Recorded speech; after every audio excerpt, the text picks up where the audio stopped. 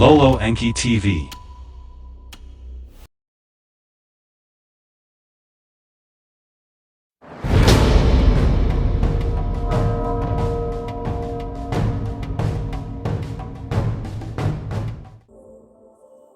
Inanna coveted other domains, forgetting those that had been entrusted to her.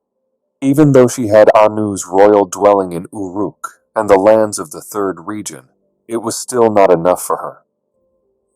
Inanna was restless, and she constantly traveled between Uruk and Arata. She was still mourning the death of her beloved Dumuzi, and her desire for love remained insatiable. When she flew around, she saw the image of Dumuzi shining in the sun's rays and calling for her. At night, in visions and dreams, he appeared saying, "I will return." And then Dumuzi promised her the glories of a realm in the land of the Two Narrows. While she was pleasing the omens of her dreams, Inanna built a house in Uruk called Gigunu. That was a house for nighttime pleasure. Young heroes went to Gigunu on the night of their weddings. They were seduced with sweet words and caresses. Inanna promised them a happy future, and while she was with them, she imagined Dumuzi. And the next morning, the young heroes were found dead in her bed of pleasure. It was at that moment that the hero Banda, previously left for dead, returned alive to Uruk. Inanna screamed, "This is a miracle, a miracle." It was by the grace of Utu that the miracle happened, and Banda was a descendant of Utu. But Inanna understood that the power of the miracle had been granted to her and to the region of Uruk. So, Inanna said, "My beloved Dumuzi has returned to me." And she planned a test. Meanwhile, Banda bathed at his house and was covered with a sash and a mantle. Inanna called for Dumuzi, her beloved. And to her bed, adorned with flowers, she called for the miracle. Thus, Banda was drawn in by Inanna's charms. And when the night was over, in the morning, Banda was alive. And with joy, Inanna cried even more, "The power of not dying has been put into my hands. Immortality has been granted to me." Then, Inanna gave herself the title of goddess. Nanar and Ningal, the parents of Inanna, were not satisfied with her proclamation. Enlil and Ninurta were disconcerted by her words. Utu, her brother, was confused. Enki and Nima talked. They said, "The dead reviving? This is not possible." In the lands of Sumer, people praised their luck. The earthlings said, "The gods are among us. They can defeat death and can grant eternal life." And news about this was widely spread. In Uruk, on the throne, Lugal took the place of his father Enmerkar. His title was the Great Man. Lugal took the goddess Ninsun, descendant of Enlil, as his wife. The goddess Ninsun and Lugal had a son. That was Gilgamesh, the son of a goddess descendant of Enlil. And Gilgamesh took the throne of Uruk. As the years went by, Gilgamesh observed life and death. He asked his mother, Ninsun, about life and death. He asked why his ancestors died if they were descendants of the Anunnaki. Gilgamesh asked, "Do the gods die? And what about me being 2/3 divine? Will I die like a mortal?" Ninsun replied, "As long as you are on earth, you will follow the destiny of all earthlings. The shadow of death will take you, but if you are taken to Nibiru, there you will obtain a long life." Ninsun asked Utu, the commander, to take Gilgamesh to Nibiru. And while she received no answer, Ninsun kept making the same request day after day. Finally, Utu accepted, and said that Gilgamesh should be directed to the landing place. Ninma created a double for Gilgamesh. His name was Enkidu, and he was created by Enki. He was not born of a womb and had no blood in his veins. Enkidu traveled with Gilgamesh to the landing place, and they met a guardian of the place, A monster that spat fire blocked the entrance. But it didn't take long until the heroes managed to defeat the monster and broke him into pieces. And then they looked for the secret entrance that offered access to the landing place. When they found the secret entrance to the Anunnaki tunnels, they were challenged by another guardian. It was the Bull of Heaven, a creature of Enlil. Fleeing, the creature chased Gilgamesh and Enkidu to the gates of the entrance of Uruk, and before the city walls, Enkidu defeated the monster. When Enlil heard the news, he cried in agony, and his lament was heard up to the heavens of Anu. In his heart, Enlil knew very well this was a bad omen. For having killed the Bull of Heaven, Enkidu was punished with death in the waters, and Gilgamesh was absolved, as he had received instruction from Ninsun and Utu. Still seeking the long life of Nibiru, Utu allowed Gilgamesh to continue towards the place of spaceships. And thus, after many challenges, Gilgamesh found the land of Tilman, the secret and forbidden region of the Anunnaki, the fourth region.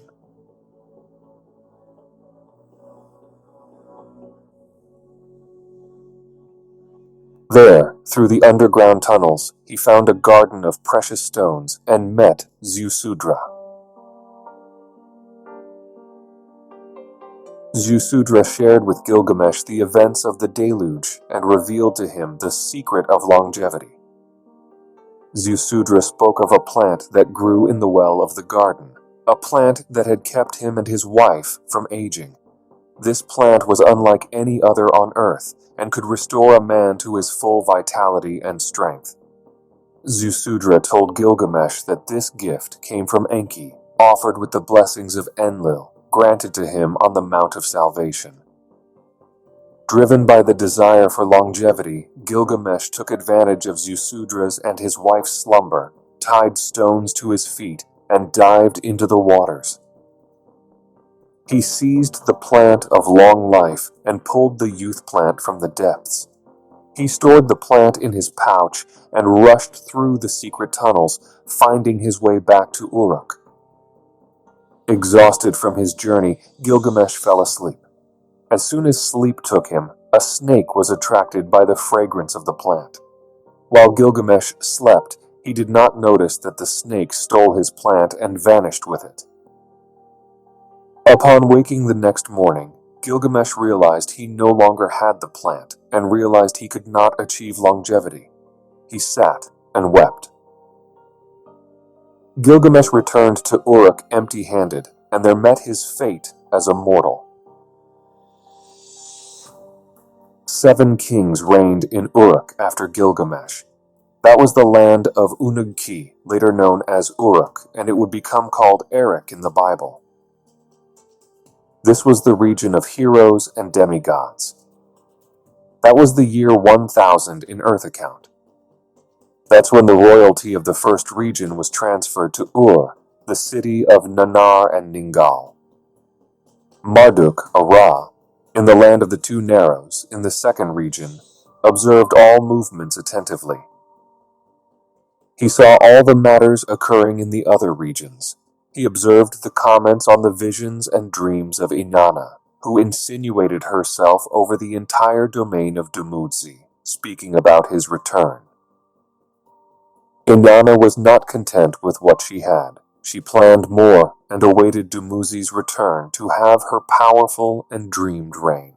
Thus, Marduk, Ra, was disturbed and felt that something needed to be done. To counter Inanna's expansion plans, Marduk was determined to find answers about death, resurrection, and immortality. The ideas of a deity who could grant life were extremely attractive to him. So Ra declared himself a powerful god. He considered that the secret had been told to Gilgamesh and other demigods of the Uruk region who sought the deeds and the path of immortality. Marduk, Ra, said, "If it was granted to others, let it be applied to the kings of my region too. Let the kings of the second region in Egypt and Nubia receive the instructions. Let the descendants of Neteru travel to Nibiru in the other life on their journey beyond life in the afterlife. Thus, Ra taught the kings how to build tombs facing east, and he dictated a long book to the priest scribes. In it were described the details for the journey in the other life to the beyond of life, detailing the post-death journey. The book told of how to reach Duat, the place of celestial ships. Duat was the Egyptian name for the fourth region, on the Sinai Peninsula. And then Marduk, Ra, taught how to build tombs facing east.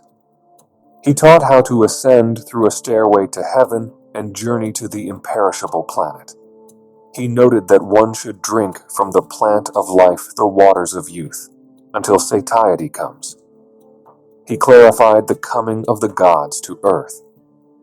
Ra explained to the priests the knowledge of the gods, and he told them that gold is the splendor of life. He said, "Gold is the flesh of the gods." Then Ra demonstrated how to obtain gold and said that there should be expeditions to Abzu and the lower domain to obtain the gold. Then, with the force of arms, the kings and commanders of Ra conquered lands that were not their own.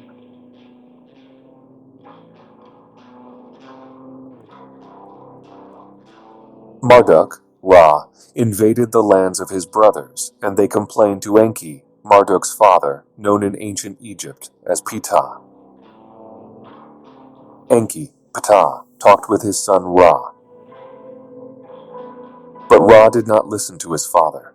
The plan in his heart was to become the lord of the four regions, and in front of his father, unyielding and determined, Marduk, Ra, pronounced, "The earth is mine, and I will rule the entire planet."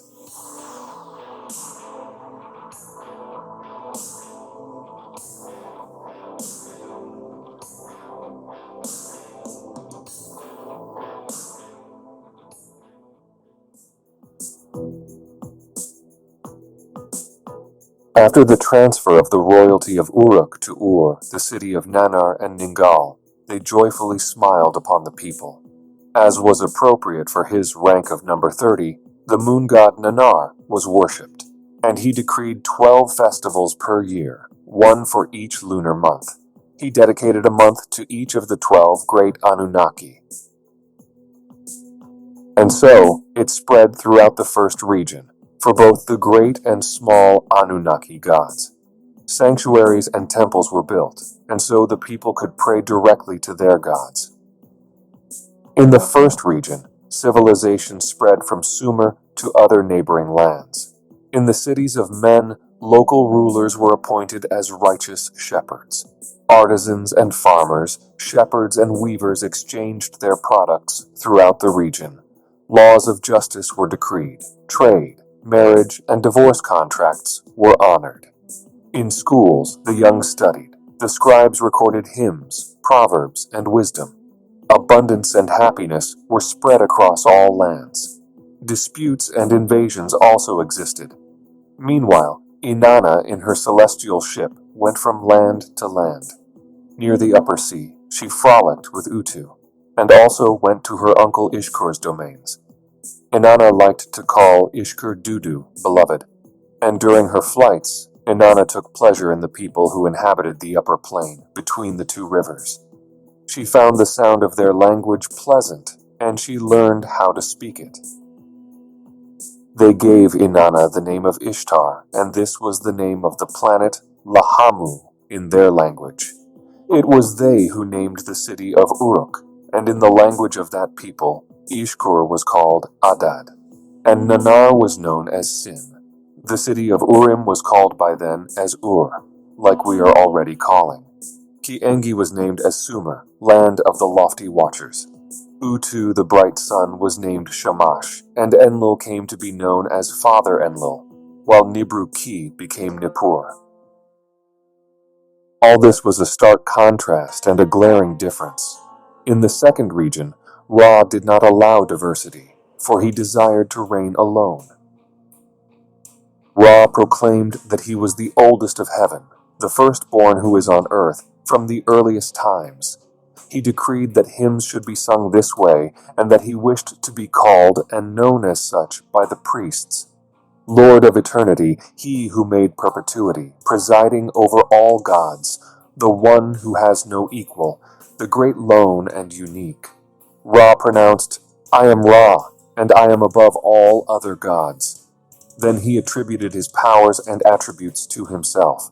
Ra continued, I am like Enlil for lordships and decrees. I am like Ninurta for the hoe and combat. I am like Adad for thunderbolts and thunder. I am like Nanar to light the night. As Utu, I am Shamash as Nergal. I reign over the lower world. As Gibil, I know the depths of gold from where copper and silver come. It was I who found it. As Ningishzida, I command the numbers and their count. The heavens speak of my glory. At these proclamations, all the Anunnaki leaders were greatly alarmed. Marduk's brothers decided to talk to their father, Enki, while Nergal relayed his concerns to Ninurta. Enki, Ptah, went to talk with Marduk, Ra. He asked, What happened? Your claims are unheard of. Marduk, Ra, said, Father, it's the heavens speak, and they speak of my supremacy. Marduk continued, The bull of heaven, the sign of Enlil's constellation, was slain by his own offspring. In the heavens, the age of Ram, the age of Aries, my era is coming. The omens are unmistakable. Then, from his dwelling in Eridu, Enki examined the circle of 12 constellations. On the first day of spring, at the beginning of a year, the sunrise was carefully observed. The sun that rose that day was in the stars of the constellation of the Bull.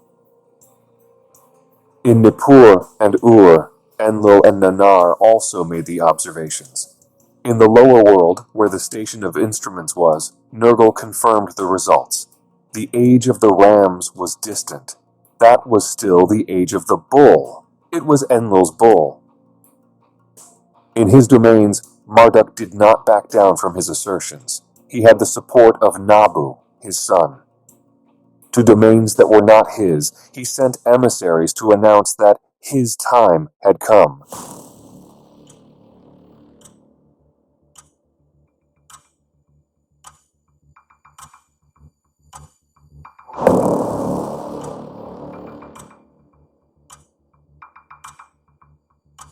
The Anunnaki leaders asked for Ningishzida to teach people how to observe the sky. In his wisdom, Ningishzida conceived stone structures. Ninurta and Ishkur helped build them. In the established lands near and far, they taught people how to observe the sky, showing the people that the sun still rose in the constellation of the Bull. In those times, after the Anunnaki declared themselves as gods, they now depended on the support of humanity. Enki watched these events with attention and sadness. He pondered how fate could be being distorted. In the first region, the Anunnaki decided to unify the lands under the name of just one leader, desiring a warrior king. Thus, Inanna was assigned to the task of finding the suitable man for this. Inanna indicated to Enlil a warrior whom she had found and loved during her travels. He was the son of a commander of 4 garrisons, and his father's name was Arbakad. His mother was a high priestess. Enlil offered him scepter and crown. He received the name Sargon I, righteous regent. As in Nibiru, a new crown city was established to unify the lands. That was called Agade, the unified city, and it was not far from Kishi. Agade unified the lands of Sumer and Akkad. Enlil granted powers to King Sargon, and Inanna accompanied her warriors with her weapons. All lands from the lower sea to the upper sea obeyed Sargon's command. Thus all his troops were stationed at the borders of the 4th region to protect it. And Marduk, Ra, constantly observed the movements of Inanna and Sargon. Caution was the word of the moment. And Sargon made a bold move. He went to the place where Marduk tried to build the tower that rose to the heavens, and proclaimed that it was a sacred ground for Agade. He mentioned imposing the bright heavenly object there. Marduk raced furiously to the first region with Nabu and his followers. He went to the place of the tower and said, "I am the sole possessor of the sacred ground, and by me will a gateway of the gods be established."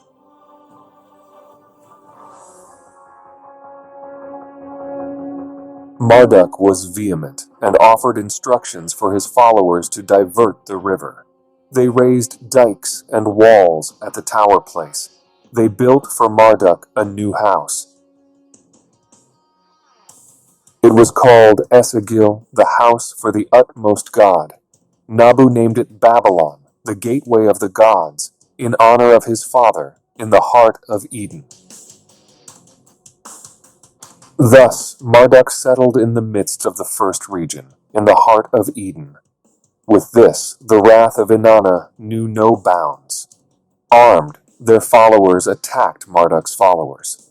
The blood of the people was shed, unlike anything ever seen on earth before.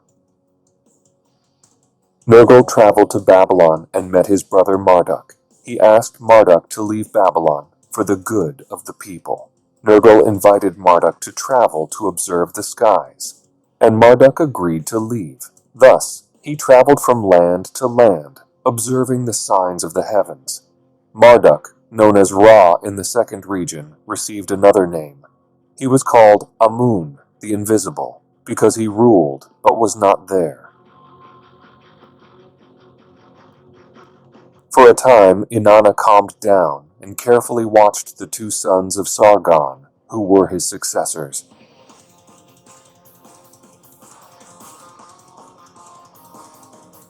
Later, on the throne of Agade, Sargon's grandson, known as Naram-Sin, took the throne.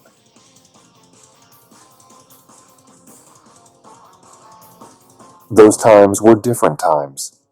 In those times, Enlil and Ninurta were absent from the first region. They had gone to the lands beyond the oceans, and in the second region, Ra was also not there because he traveled to other lands. Thus, Inanna saw the opportunity to take all the powers for herself. She ordered Naram-Sin to seize all the lands. She instructed the king to attack ancient Egypt and Meluha, Nubia.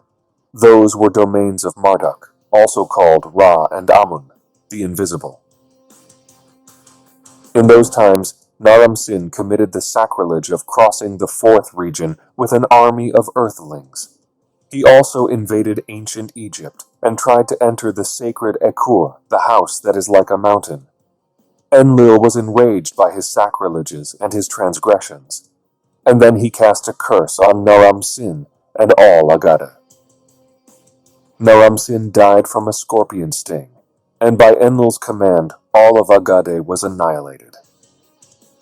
That was the year 1500 by Earth's counting.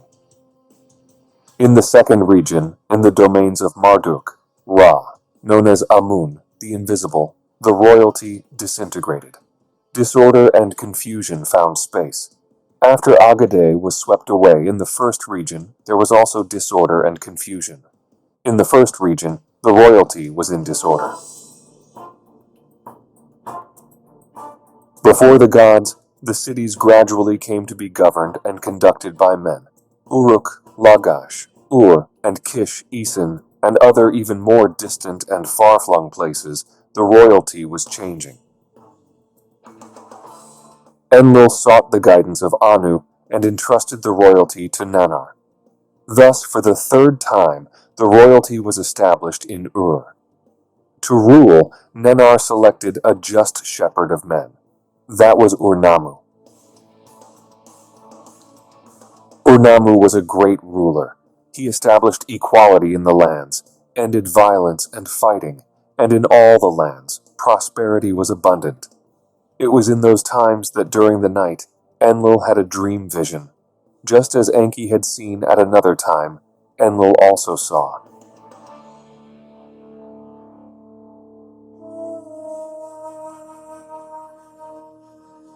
It was the image of a man shining and radiant as the skies. He stood beside Enlil's bed, and when he approached, Enlil observed and recognized Galzu, the white-haired one. In his left hand, he held a lapis lazuli tablet, on which the starry heavens were drawn. The heavens were divided by the signs of the 12 constellations, and Enlil could recognize. Galzu signaled the shift. The sign of the bull was no longer pointed out, and 3 times Galzu pointed to the constellation of the ram. In the dream vision, Galzu spoke to Enlil. The rightful time of benevolence and peace will be followed by wickedness and the shedding of blood. Marduk's ram will replace Enlil's bull in the 3 celestial portions. He who has declared himself the supreme god will take over the supremacy on earth. By decree of fate, a calamity as never before will happen. And as in the times of the flood, a just and worthy man must be chosen. Through him and by him, his seed will be preserved and civilized humanity will survive, as is the will of the Creator of all. When Enlil woke up from the dream vision, there was no tablet next to the bed. Enlil wondered, was it a heavenly oracle, or did I imagine everything in my heart? Enlil asked himself, and kept the information only to himself. He did not tell any of his children, not even his wife, Ninlil. Among the priests in the temple of Nibruki, Enlil asked about the celestial sages. He inquired about Tirhu, also known as Terra, an oracular priest, whom the high priest pointed out. He was a descendant of Ebru and Arbakad, the 6th generation of priests of Nibruki, and had married the royal daughters of the kings of Ur. Enlil said to Terra, "Go to the temple of Nannar in Ur, and from there observe the celestial time in the heavens. 72 earth years is the count of a celestial portion. Take careful note of the passage of 3 of them." While Enlil pondered his dream vision and its omens, Terra went to the temple of Nannar, and Marduk traveled from land to land. Marduk's goal was to gain followers, telling them about his supremacy. In the lands of the Upper Sea and in the borderlands of Sumer, Nabu, Marduk's son, traveled stirring people to take the 4th region. Among the inhabitants of the West and the East, conflicts occurred. Kings formed armies of warriors, and caravans stopped traveling. City walls rose for protection. Enlil watched everything with great care and attention. He realized that what Galzu had predicted was really happening. He realized that he should make his decision. Enlil looked more closely at Terra and his sons. This seemed to him a worthy lineage, and from there should be chosen the man appointed by Galzu. Without revealing his dream vision, Enlil said to his son, Nannar, "Establish a city, inspired by Ur, in the land between the rivers. It will be a home away from Ur, and it will be for you and Ningal. In its midst, you must raise a sanctuary temple, and let Terra be its high priest." In accordance with his father's decree, Nannar established the city of Haran in the lands of Arbakad. To serve as the high priest in its sacred temple, he dispatched Terra along with his family. When 2 heavenly parts out of the prophesied 3 were completed, Terra went to Haran. At that time, Urnamu, the joy of Ur, fell from his chariot and met his mortal fate in the western lands. Upon the throne of Ur, Shulgi took command. He bore a warrior's soul and had a keen appetite for battles. In Nibruki, he anointed himself high priest and sought solace in the body of Inanna in Uruk. He enlisted the mountain warriors, those not serving Nannar, into his army. With his forces, he disregarded the sanctity of the Mission Control Center and invaded the Western lands. Setting foot in the fourth region, he declared himself king of the four regions. Enlil was angered and summoned Enki for a conversation. Enki spoke. "The rulers of your region have crossed all bounds." Enlil retorted, "Marduk is the root of all troubles."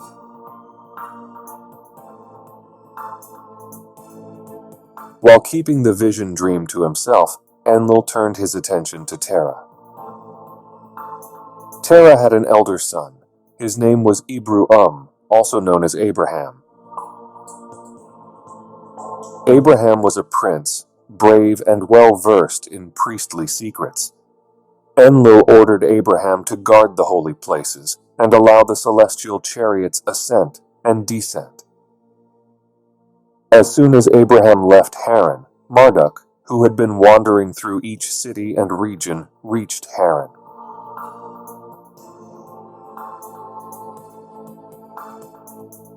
Marduk, too, had observed the desecrations and invasions by the rulers of Enlil's regions. He noticed that this was the harbinger of a new era and a new order. So, on the border with the lands of Sumer, while in Haran, Marduk planned his final assault. 24 Earth years had passed since Marduk arrived in Haran. And then, by a message of the oracle of the temple, he knew that time has come. With tears in his eyes, Marduk called upon the other gods, all of them. Marduk proclaimed, "O gods of Haran, O great ones who judge, know my secrets. Just as my belt wraps around me, I recall my memories. I am the divine Marduk, a great god. In my domain I am known as Ra. I was exiled due to my sins and was banished to the mountains. I have wandered many lands, from where the sun rises to where it sets. I reached the land of Ishkur. I lived in Haran for 24 years and sought an oracle in its temple. I asked about my lordship. And the oracle of the temple told me, 'Your days of exile have ended. O great gods who determine destinies, let me return to my city. Let me establish myself in my temple Esagil, and from there install a king in Babylon.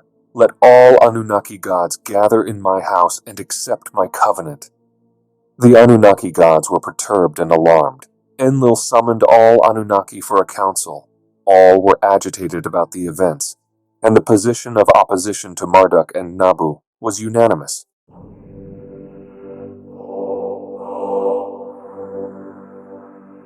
In the council of the great gods, accusations were abundant, and recriminations filled the chamber.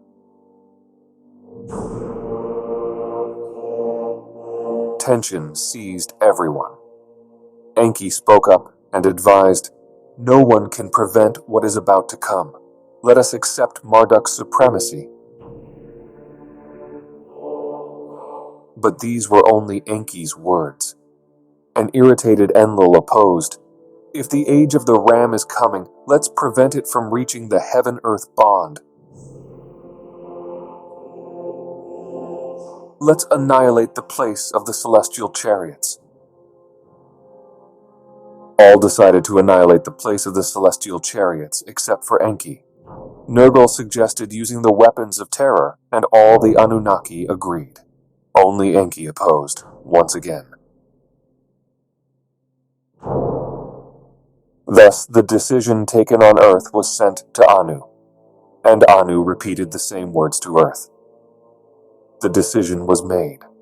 As he departed, Enki said, "What was destined to be will fail due to your destructive decision." To carry out the evil deed, two were chosen. They were Ninurta of Enlil's clan, and Nergal of Enki's clan.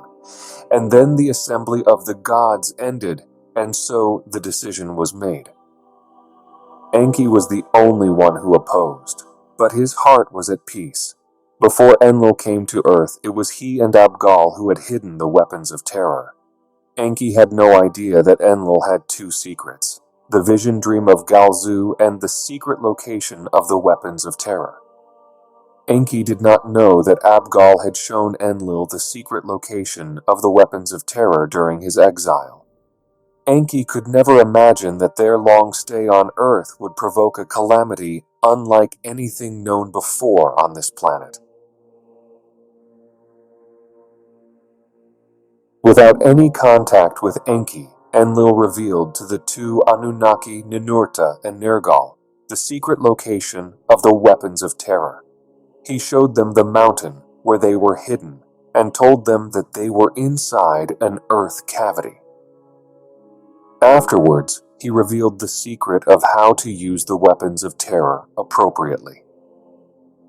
Before the two Anunnaki left for the hidden place, Enlil gave them words of warning. He said, "Before the weapons of terror are used, evacuate the place of the celestial chariots of all Anunnaki.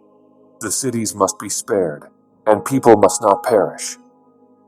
In his celestial chariot, Nergal headed for the hidden place, but Ninurta was delayed due to his father. Enlil wanted to talk to his son in private, so Enlil told Ninurta about his dream vision and Galzu, and also about his choice regarding Abraham. Enlil told Ninurta, "Nergal may not be in perfect conditions of thinking. Make sure the cities are spared, and warn Abraham about the weapons of terror." Meanwhile, Nergal, who had already arrived at the secret location of the weapons of terror, programmed the ME to utilize the weapons of terror. Nergal gave each of them a working name. The first weapon he called the One Without Rival, the second the Blazing Flame, the third the One Who with Terror Crumbles, the fourth Mountain Melter, the fifth Wind That the Rim of the World Seeks, the sixth the One Who above and below no one spares, and the seventh, filled with monstrous poison, he named Vaporizer of Living Things. After the instructions from his father, Ninurta went to the secret location of the weapons of terror. When he arrived there, Nergal had everything ready to cause destruction and annihilation. Nergal, desiring revenge, said, "I will kill the son and annihilate the father. The lands they covet will fade away, and I will destroy the sinful cities." Ninurta asked, "Nergal, will you destroy the righteous with the unjust?" Nergal replied, "Enlil's instructions are clear, and I know the decision of the Anunnaki too." Then the two waited for Enlil's signal. 7 days and 7 nights they waited. During this time, Marduk returned to Babylon in the presence of all his followers. With weapons in hand, he declared his supremacy. But this was Enlil's intention and the necessary step for the destruction to begin. That was the year 1736 in the count of the Earthlings.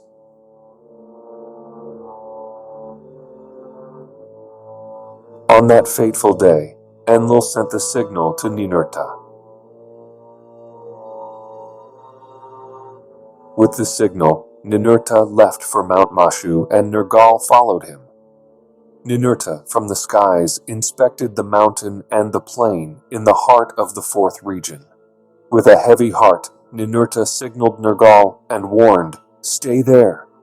And from high in the sky, Ninurta released the first weapon of terror.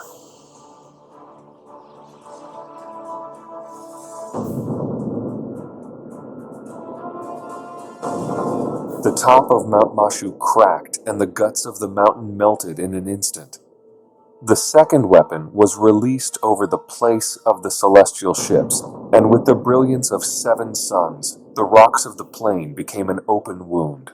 The earth shook and collapsed, and then the skies darkened. The plain of the celestial ships was covered with burnt and crushed stones. In all the forests that once surrounded the plain, only 3 trunks stood. Ninurta, from high on the celestial ship, from his black bird, affirmed, "It is done." And so, the lands coveted by Marduk and Nabu were forever devastated. Then Nergal said he wanted to be the Annihilator and desired the title of Era through his deed. Following the king's road, he flew to the green valley of the 5 cities. Nergal planned for this to happen in the green valley where Nabu was converting the people. Thus, over the 5 cities, one after the other, Nergal, under the title of Era, sent a weapon of terror from the skies.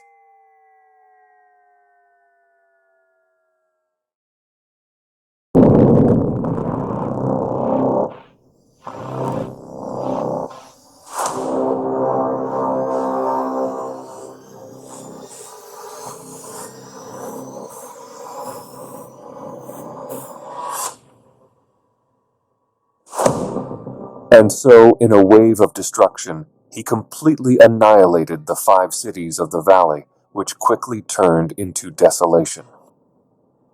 They were razed by fire and sulfur, and everything that lived there turned into vapor. With such terrible weapons, the mountains came down, and the barrier that held the waters of the sea broke.